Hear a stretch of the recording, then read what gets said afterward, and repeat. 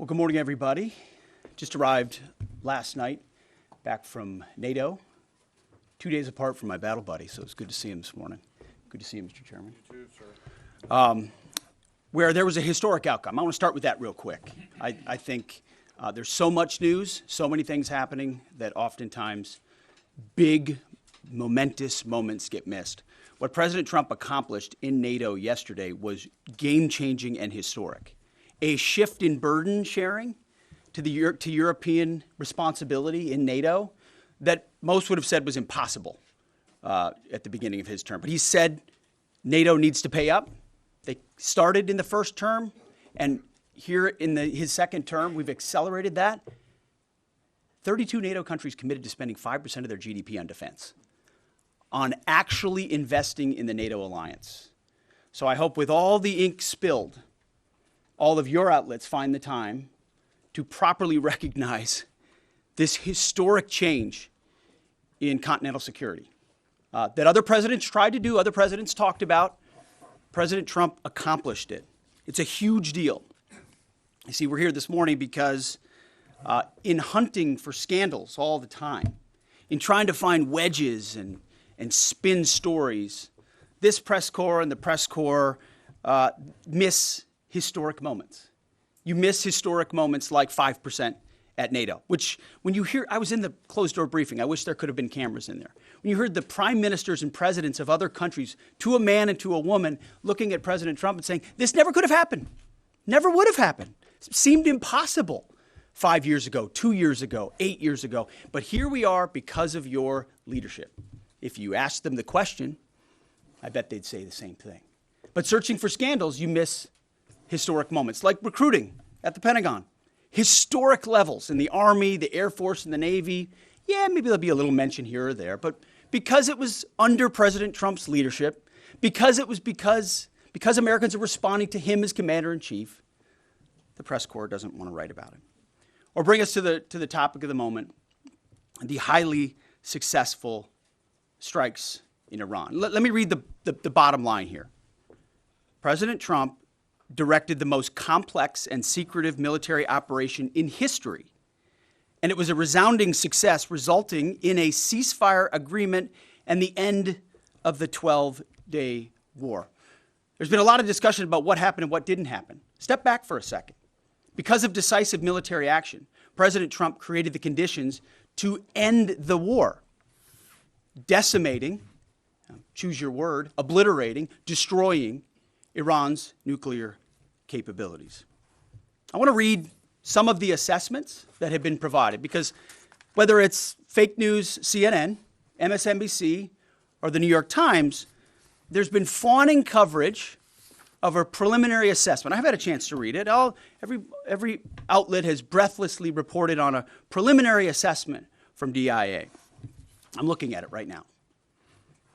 Again, it was preliminary, a day and a half after the actual strike, when it admits itself in writing that it requires weeks to accumulate the necessary data to make such an assessment. It's preliminary. It points out that it's not been coordinated with the intelligence community at all. There's low confidence in this particular report.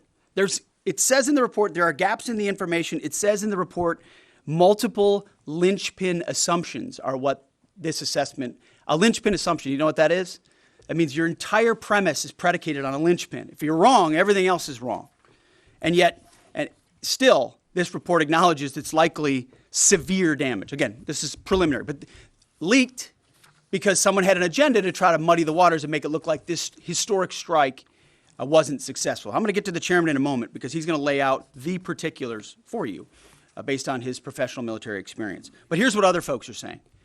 The DIA that put that report out says this is a preliminary low-confidence report and will continue to be refined as additional intelligence becomes available. How about the Israeli Atomic Energy Commission? The devastating U.S. strikes on Fordow destroyed the site's critical infrastructure and rendered the enrichment facility inoperable. Have any of these quotes made their way into the New York Times or the Washington Post, MSNBC, CNN? Any of these quotes? How about this one? This is a new one from the UN, the United Nations. No friend of the United States, or certainly Israel often.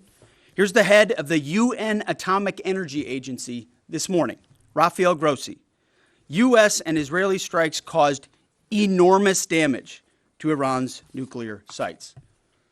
Don't take my word for it. How about the IDF's chief of staff? I can say here that the assessment is that we significantly damaged the nuclear program, setting it back by years. I repeat, years. The Iranian foreign minister, the spokesman. Our nuclear installations have been badly damaged, that's for sure. I'm sure that's an understatement. John Radcliffe, the director of the CIA, putting out a statement just last night. CIA can confirm that a body of credible intelligence indicates Iran's nuclear program has been severely damaged by recent targeted strikes. This includes new intelligence from a historically reliable, very different than preliminary assessment with low confidence. He's saying historically reliable and accurate source and method that several key Iranian nuclear facilities were destroyed and would have to be rebuilt over the course of years. CIA continues to collect additional reliably sourced information to keep appropriate decision makers fully informed. How about DNI Tulsi Gabbard yesterday? She writes, and I quote, "New intelligence confirms what POTUS has stated numerous times. Iran's nuclear facilities have been destroyed." Institute for Science and International Security President David Albright, overall, Israel and U.S. attacks have effectively destroyed Iran's centrifuge enrichment program. Time and time again, I can go down the list, those that understand, those that see, those that do proper assessments recognize that what the United States military did was historic. And again, before I pass it to the chairman, because you, and I mean specifically you, the press, specifically you, the press corps, because you cheer against Trump so hard, it's like in your DNA and in your blood to cheer against Trump. Because you want him not to be successful so bad, you have to cheer against the efficacy of these strikes. You have to hope maybe they weren't effective. Maybe the way the Trump administration has represented them isn't true. So let's take half-truths, spun information, leaked information, and then spin it. Spin it in every way we can to try to cause doubt and manipulate the public mind over whether or not our brave pilots were successful. How many stories have been written about how hard it is to, fly a plane for 36 hours? Has MSNBC done that story? Has Fox? Have we done the story how hard that is? Have we done it 2 or 3 times so that American people understand? How about how difficult it is to shoot a drone from an F-15 or 16 or F-22 or F-35? Or what it's like to man a Patriot battery? Or how hard it is to refuel midair, giving the American people an understanding of how complex and sophisticated this mission really was. There are so many aspects of what our brave men and women did that, because of the hatred of this press corps, are undermined because people are trying to leak and spin that it wasn't successful. It's irresponsible. And folks in this room are privy to that information because of the proximity here in the Pentagon. It's an important responsibility.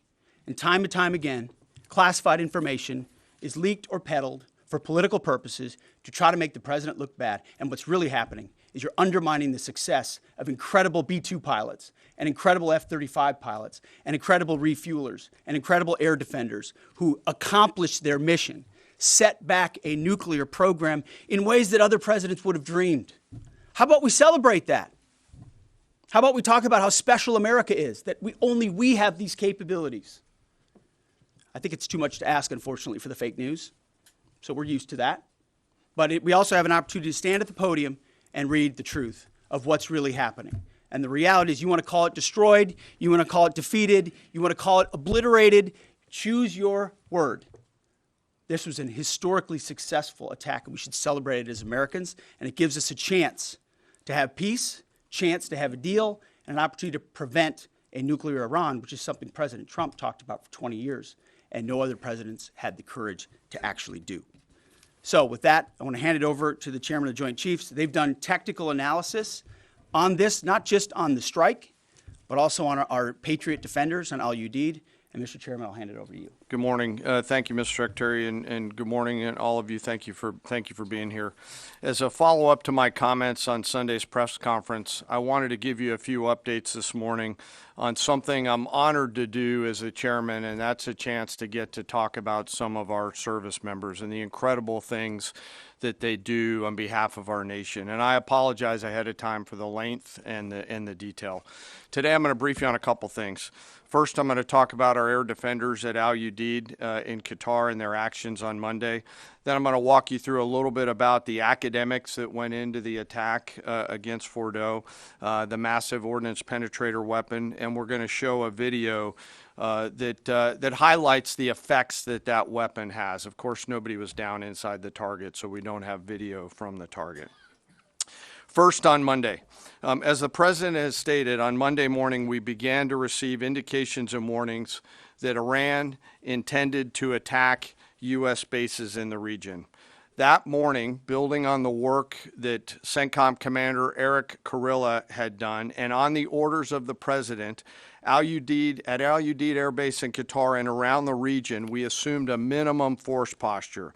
Most folks had moved off the base to extend the security perimeter out away from what we assessed might be a target zone, except for a very few Army soldiers at Al Udeid.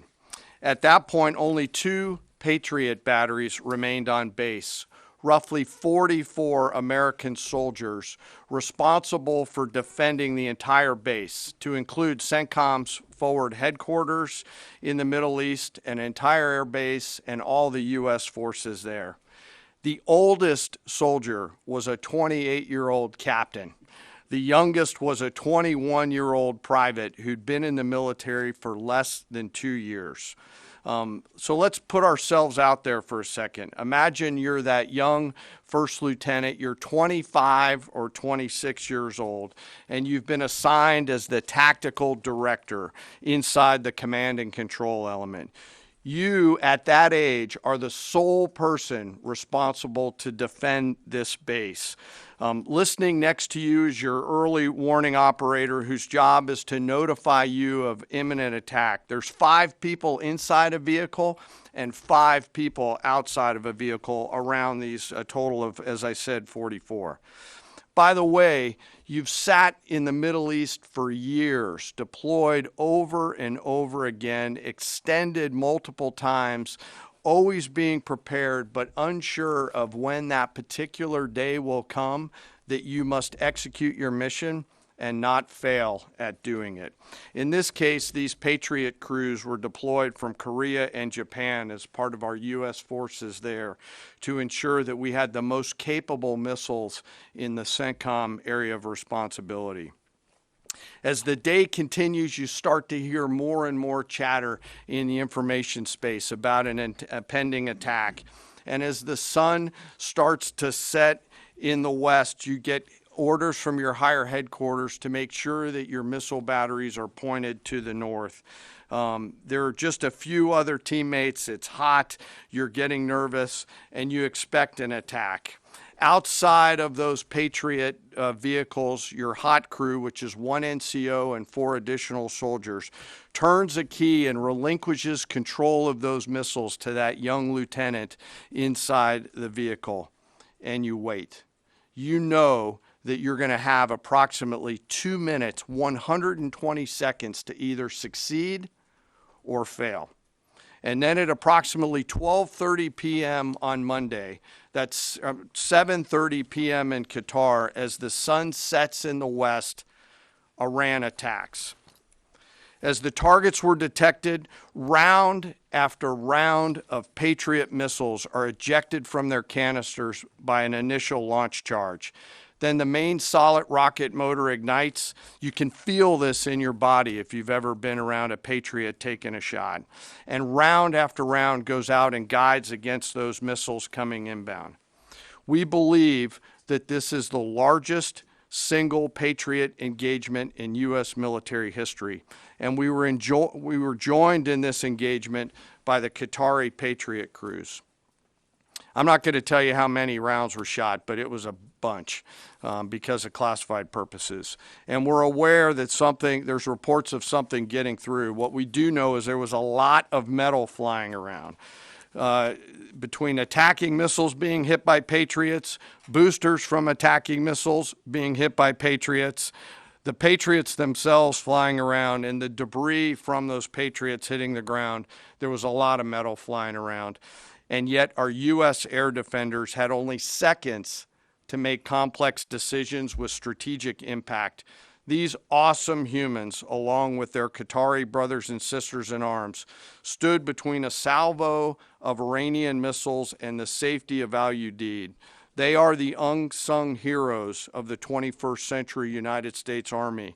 And I know a lot of you have seen the videos online and the excitement as those Patriots departed their launchers and went up and guided. This really demonstrates the combat capability and capacity of our Army air defenders. Simply stated, they absolutely crushed it. If you'd flip this over, thanks. Let me next move to a walkthrough of the GBU-57 massive ordnance penetrator weapon and share a little bit about the planners who did this and their work on the weapon. First, let me set the stage for you. There's an organization in the U.S. called the Defense Threat Reduction Agency, DTRA. DTRA does a lot of things for our nation, but DTRA is the world's leading expert on deeply buried underground targets. In 2009, a Defense Threat Reduction Agency officer was brought into a vault at an undisclosed location and briefed on something going on in Iran. For security purposes, I'm not going to share his name. He was shown some photos and some highly classified intelligence of what looked like a major construction project in the mountains of Iran. He was tasked to study this facility, work with the intelligence community to understand it, and he was soon joined by an additional teammate. For more than 15 years, this officer and his teammate lived and breathed this single target, Fordo, a critical element of Iran's covert nuclear weapons program. He studied the geology. He watched the Iranians dig it out. He watched the construction, the weather, the discard material, the geology, the construction materials, where the materials came from. He looked at the vent shaft, the exhaust shaft, the electrical systems, the environmental control systems, every nook, every crater, every piece of equipment going in and every piece of equipment going out. They literally dreamed about this target at night when they slept. They thought about it driving back and forth to work, and they knew from the very first days what this was for. You do not build a multi-layered underground bunker complex with centrifuges and other equipment in a mountain for any peaceful purpose. They weren't able to discuss this with their family, their wives, their kids, their friends, but they just kept grinding it out. And along the way, they realized we did not have a weapon that could adequately strike and kill this target. So they began a journey to work with industry and other tacticians to develop the GBU-57. They tested it over and over again, tried different options, tried more after that. They accomplished hundreds of test shots and dropped many full-scale weapons against extremely realistic targets for a single purpose: kill this target at the time and place of our nation's choosing. And then, on a day in June of 2025, more than 15 years after they started their life's work, the phone rang and the President of the United States ordered the B-2 force that you've supported to go strike and kill this target. Yesterday, I had the incredible honor and privilege of spending time with these two Defense Threat Reduction Agency officers who've given so much. One of them said, quote, "I can't even get my head around this. My heart is so filled with the pride of being a part of this team. I am so honored to be a part of this." To you both, thank you, and thank you to your families. Operation Midnight Hammer was the culmination of those 15 years of incredible work. The air crews, the tanker crews, the weapons crews that built the weapons, the load crews that loaded it. Before I run through this video today, I want to talk a little bit about weaponeering and what goes into an attack. Weaponeering is the science of evaluating a target. I mentioned all of those factors before that these two DTRA officers had thought about. Ultimately, weaponeering is determining the right weapon and fuse combination to achieve the desired effects and maximum destruction against a target.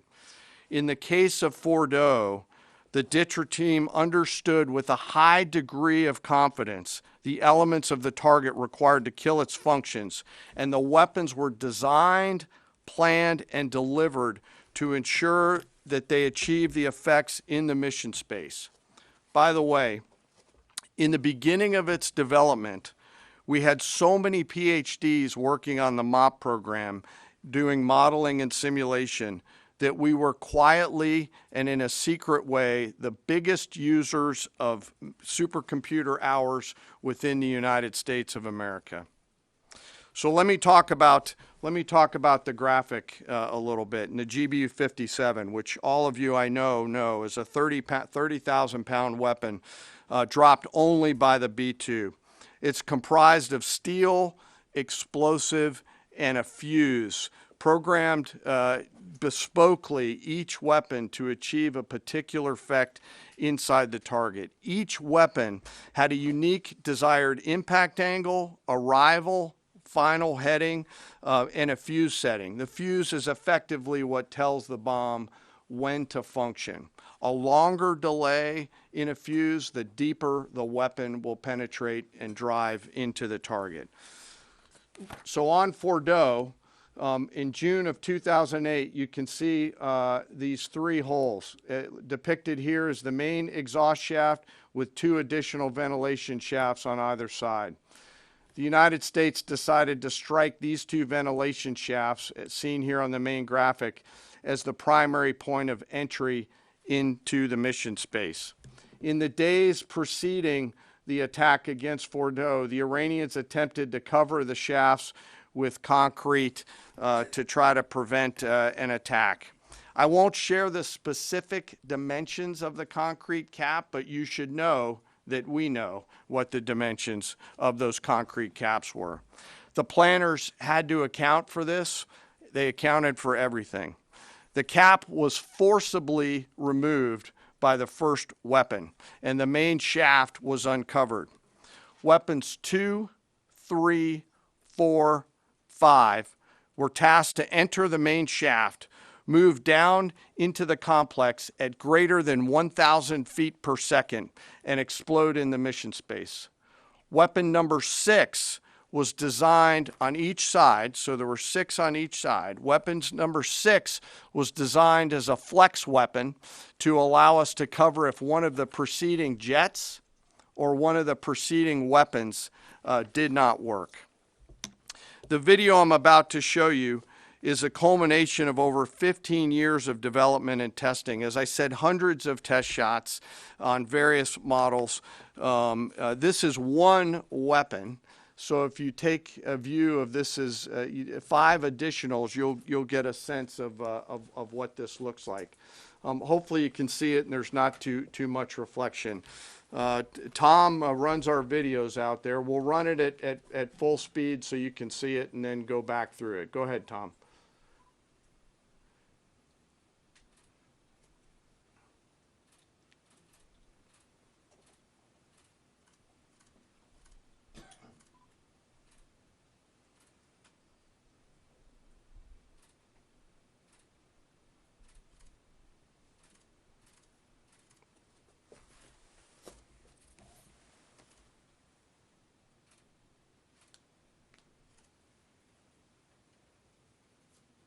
Keep it going for a minute. You'll see inside the mission space.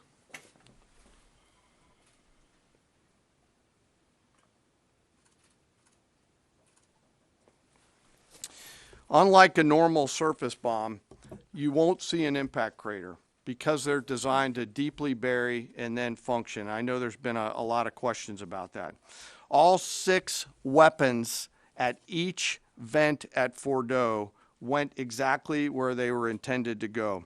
A bomb has three effects that causes damage: blast, fragmentation, and overpressure.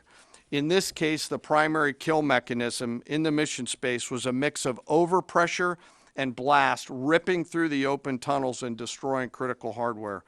The majority of the damage we assessed based on our extensive modeling was a blast layer combined with the impulse extending from the shock.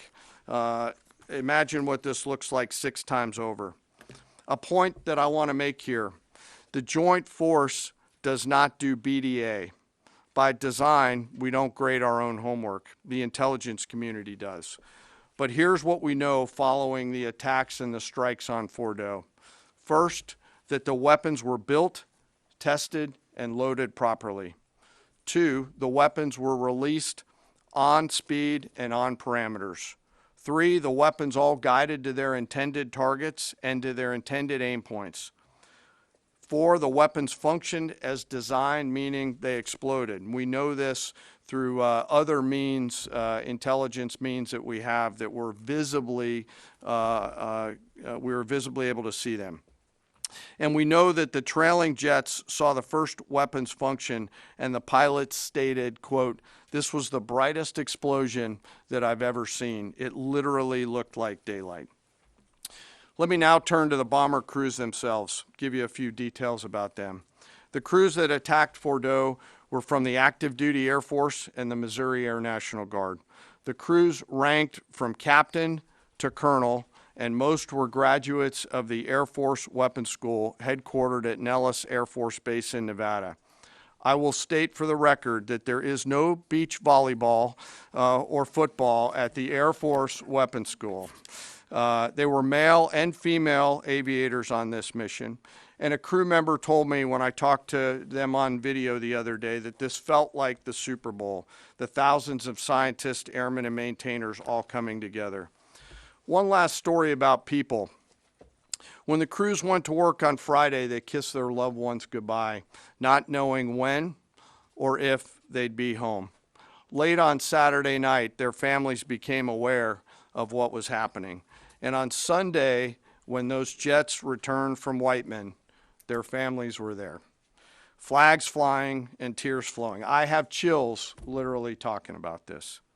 The jets rejoined into a formation of 4 airplanes followed by a formation of 3 and came up overhead Whiteman proudly in the traffic pattern, pitching out to land right over the base and landing to the incredible cheers of their families who sacrifice and serve right alongside their family members. Like I said, there were a lot of flags and a lot of tears. One commander told me this is a moment in the lives of our families that they will never forget. That, my friends, is what America's Joint Force does. We think, we develop, we train, we rehearse, we test, we evaluate every single day. And when the call comes to deliver, we do so. I could not be more proud standing up here today of our Joint Force. I'm filled with gratitude that I get to tell their story. And as we stand here right now, our forces remain on a high state of readiness in the region, prepared to defend themselves. And one last thing, our adversaries around the world should know that there are other DTRA team members out there studying targets for the same amount of time, and will continue to do so. Thank you very much. I apologize for the length. I look forward to your questions. Thank you, Mr. Chairman. I would just thank you, by the way, for that extensive work, the lay down. I mean, even, do you have that laser pointer? Okay. Yes, sir. Thank you, squaring me away as always. I mean, even in just the public reporting, if you see the post-strike shaft of the 3 holes, the vast majority, and fairly so, the vast majority of speculation has been, those are the 3 strike points. When in actuality, what you realize is these are the vents, these are the caps, the first munition took the cap off, and the other 5 went down the center hole, which if you're planning the target, you would want it to be the direct one going to the bottom. These are the types of things that go into the planning for a strike that the Pentagon would not expect the press corps, the American people, to initially understand. So laying this information out is helpful. But it's also why we ask for a beat. for a moment, for a day or two, the opportunity to tell that story, because as the chairman said, these men and women that did this mission, they just want to do their job. They're not expecting their story to be told. They're not expecting the glory. They are grateful for the flags and the hugs of family. That's why they do the job. But they also know they were a part of something historic. We know how historic it was. The chairman does. I know. Our staffs know. And so that's why we are, and the president of the United States knows. And that's why it's almost personal when we see the way in which leaks are used to try to disparage the outcome or muddy the waters about the impact of what happened without being responsible with information and allowing the professionals to assess and provide that information just like the chairman did. So thank you, Mr. Chairman, for that information. And we welcome a few additional questions. Yes, sir. General, on Sunday you said final battle damage will take some time. And you also said, I think BDA is still pending, and it would be way too early for me to comment on what may or may not still be there at the nuclear facility. So that was just over 3 days ago. So what has changed? Would you use the term obliterated as well? Sure, like I said, we don't do BDA. I'll refer that to the intelligence community. And You're talking with them. I mean, what changed in the past 3 days that make you so, you know? sir, I think I think I explained what changed. There was a great deal of irresponsible reporting based on leaks, preliminary information in low confidence. Again, when someone leaks something, they do it with an agenda. And when you leak a portion of an intelligence assessment, but just a little portion that makes it seem like maybe the strike wasn't effective, then you start a news cycle, whether it's the Washington Post or Fox News or CNN or MSNBC, you start a news cycle that starts to call into question the efficacy. No, that's why. So you bring the chairman here, who's not involved in politics. He doesn't do politics. That's my lane to understand and translate and talk about those types of things. So I can use the word obliterated. He could use defeat, destroyed, assess, all of those things. But ultimately, we're here to clarify what these weapons are capable of, which anyone with, two eyes, some ears, and a brain can recognize that kind of firepower with that specificity at that location and others is going to have a devastating effect. So we all recognize there will be days and weeks ahead. That's why yesterday I said, if you want to know what's going on at Fort O, you better go there and get a big shovel, because no one's under there right now. No one's under there able to assess, and everyone's using reflections of what they see. And that's why the Israelis, the Iranians, the IAEA, the UN, to a man and to a woman who recognize the capability of this weapon system, are acknowledging how destructive it's been. So that's what's changed. Just 3 or 4 days later. What changed? See, this is a point. This is how difficult it is to actually manage. You just watched a video of what this weapon is capable of. That's where we find our confidence, is in the skill of men and women and the capability of the systems they employed, and the recognition so far in the reflections that it was a highly successful mission. Sure, I think you could, I'd say go out, the IC should be able to help you answer that question. They look at a variety, as the Secretary has alluded to, we look at a variety of things. I don't do that, they do. All different sources of intel, which I'd refer you to them to get clarity on the end state. So again, I go back to the IC, whether it's Director Radcliffe or ODNI Gabbard. I read the statements at the beginning. They're the ones aggregating the intelligence, and they're saying nuclear facilities were destroyed and would have to be rebuilt over a number of years. Facilities were destroyed. What do we got right here? Sir, you cited a body of credible intelligence to suggest the damage at Fort O and other places. What is that referring to, and when can we see it? I was reading from the CIA director's statement, which came out last night. CIA, again, they do the BDA, they do the assessment. CIA can confirm that a body of credible intelligence indicates, it also goes on to say, new intelligence from historically reliable and accurate sources and methods. Now, you can imagine, the CIA director is going to be very careful about how he articulates things of that sensitivity. Classified, secret, top secret, compartmentalized. He's going to know things that you're not going to know, that the press isn't going to know, and he's reflecting that the sources he's seeing are highly credible. They've given credible intelligence. They or those processes have given credible intelligence in the past, and that's what he's basing it on. Don't you think we need to see that? Do you have a top secret clearance, sir? Eventually, Okay. the American public wants Yes, to see sir. it. Yes. Yeah, you. I wanted to ask briefly just No, not you. Checkered shirt. Oh, so Mike Glenn with the Washington Times. Yes, sir. Thanks, sir. Anybody who's ever read a Battalion S2 report after a fight knows that it's usually, the initial report is usually wrong, sometimes grossly so. Has what happened in this incident caused y'all to sort of rethink the intelligence process or the dissemination, or do you think it's just a matter, I mean, if the process itself doesn't require any more adjustment? Well, I can tell you what the chairman told me in the Situation Room and reminded us all, which is alongside what you just said, sir, is that the first reports are almost always wrong. They're almost always incomplete, right?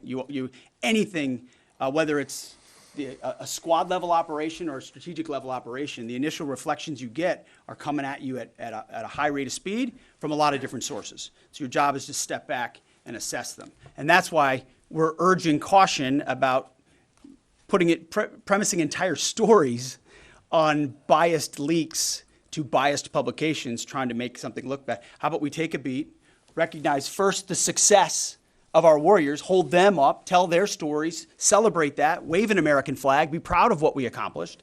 And in the meantime, I can assure you, the chairman and his staff, the intelligence community, our staff and others are doing all the assessments necessary to make sure that mission was indeed successful. Yes, right there. Sir, thank you, Mr. Secretary. Iran has recognized that their nuclear program was indeed severely damaged, but they also said that the U.S. strikes only strengthened their ability and their determination to complete their nuclear program. How do you respond to that, sir? Is that a provocation from Iran? Well, I would say Iran's going to have to say a lot of things right now in order to bolster their image, especially internally. You know, in the media, there's a lot of things they'll say for domestic consumption. But we're watching very closely what they do. Again, that's the intel community. Our job as the chairman, the chairman laid it out so beautifully. Our job is to be prepared. And how proud are you? How proud am I? I didn't know the full story of those men and women 15 years ago who've been pointing at that target. That makes me proud to be an American. That's an awesome story. I hope we can tell more aspects of that in an unclassified way in the future. That's a great thing to know. Our job is to be prepared when the commander-in-chief calls based on those assessments. So, of course, our IC, the Intelligence Committee, will keep watching what Iran does and pay attention to that. But the president has created the contours, the opportunity for a deal, for peace, in something that the world said was intractable, that wasn't possible. And we got that peace, that ceasefire, that option, because of strength, because of his willingness to use American military might that no one else on the planet can do with the kind of planners and operators that the chairman just laid out. Yes, sir. Right there. Yep. Me, sir? Just a quick question. There's public imagery available saying that highly enriched uranium was moved out of Fordo before the strikes. Is that accurate? Have you seen that? And Mr. Chairman, a question for you. Have you been pressured to change your assessment or give a more rosy intelligence assessment to us by any political factors, whether it's the president or the secretary? And if you were, would you do that? Yeah, well, that one's easy. No. No, I have not, and no, I would not. My job as the chairman is to offer a range of options to the president and the National Command Authority to deliver the risks associated with each of those, and then take the orders of the National Command Authority and go execute them. I've never been pressured by the president or the secretary to do anything other than tell them exactly what I'm thinking, and that's exactly what I've done. And the highly enriched uranium? There's nothing that I've seen that suggests that we didn't hit exactly what we wanted to hit in those locations. That's not the question, though. It's about highly enriched uranium. Do you have certainty that all the highly enriched uranium was inside the Fordo mountain, or some of it, because there were satellite photos that showed more than a dozen trucks there 2 days in advance? Are you certain none of that highly enriched uranium was moved? Of course, we're watching every single aspect, but Jennifer, you've been about the worst, the one who misrepresents the most intentionally. What the president says. I'm familiar. I was the first to report about the ventilation shafts on Saturday night, and in fact, I was the first to describe the B-2 bombers, the refueling, the entire mission with great accuracy. So I take issue with that. I appreciate you acknowledging that this was the first the most successful mission based on operational security that this department has done since you've been here, and I appreciate that. So Absolutely. we're looking at all aspects of intelligence and making sure we have a sense of what was where. Why not acknowledge the female pilots that also participated in this mission? The early messages that you sent out only congratulated the boys. So when I say something like our boys and bombers, see, this is the kind of thing the press does, right? Of course, the chairman mentioned a female bomber pilot. That's fantastic. She's fantastic. She's a hero. I want more female bomber pilots. I hope the men and women of our country sign up to do such brave and audacious things. But when you spin it as, because I say our boys and bombers as a common phrase, I'll keep saying things like that, whether they're men or women. I'm very proud of that female pilot, just like I'm very proud of those male pilots. And I don't care if it's a male or a female in that cockpit, and the American people don't care. But it's the obsession with race and gender in this department that's changed priorities. We don't do that anymore. We don't play your little games. Yes, So you right know there. for certain that the uranium was removed from the facility before the B-2 struck. So I'm not aware of any intelligence that I've reviewed that says things were not where they were supposed to be, moved or otherwise. Yes. Kelly Meyer with News Nation, and just off the top, want to say we're grateful for the service of these pilots and everybody that serves. I wanted to ask you, the CIA statement said, when possible, they will provide updates and information to the public for transparency, and I believe that's what we're looking for here. Do you commit to share the Defense Intelligence Agency report when it is ready, so the American people can understand more about the intelligence assessment? Well, actually, the report that was discussed, this preliminary report, was what's called a restrike report. So it comes to us to give us an assessment whether a target would need to be restruck, right? That's the reason why. So it's based on internal feedback loop that we're supposed to have access to. Unfortunately, someone took advantage of that. But whatever is supposed to be made public will be, but whatever has to stay sensitive Sir, will be can as I well. just jump in? You know, one of the things that I'm trying to do through this journey that we're on together, of course, transparency, but also the requirement to really protect these capabilities. I guess the time's up. So there's a balance in there, right?